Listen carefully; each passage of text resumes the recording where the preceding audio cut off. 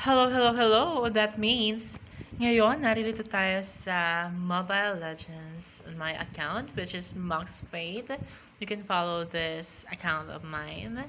And then, by the way, meron tayong update kay Odette. And then, it's so pretty, guys, kasi meron siyang events here. Just top events.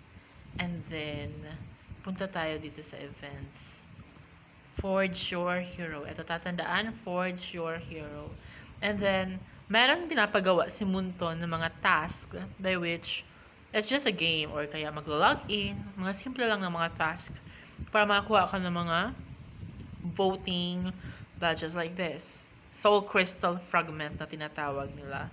And then, after that, kapag nagawa mo yung task, punta ka lang guys sa vote and then pumili kayo ng hero na paborito nyo. But since we are here as an Odette main, I'm encouraging you all na sana iboto nyo si Odette. Odessa Marie. Ayan, do you still believe guys that Odette can keep up in meta right now? As you can see, that is the big question from this as a hero. Actually, she's fine back then. The damage is so deserving to be in that place. Why? Because she is just stable while channeling her ultimate. So that damage is just chill or just enough for her. So after the revamp so much, after adding dash and then shield, she gains a lot of she lose a lot of damage. Kaya and this revamp mas para makapasabay siya sa meta is dapat mas maging long range siya.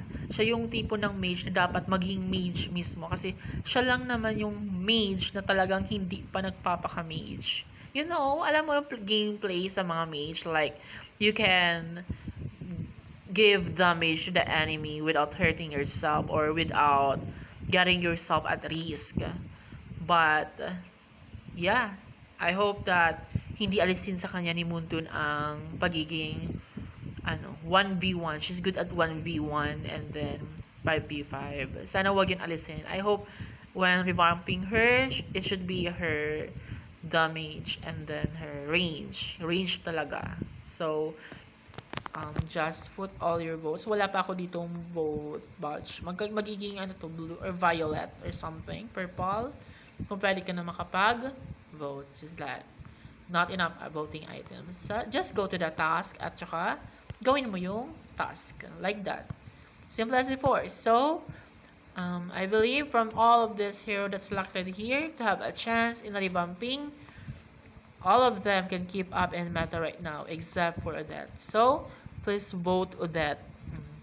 Thank you so much guys for watching and I hope you like my video and I am going to start this if umabot tayo ng at least 1K likes and viewers. Don't forget to like and subscribe. Thank you so much.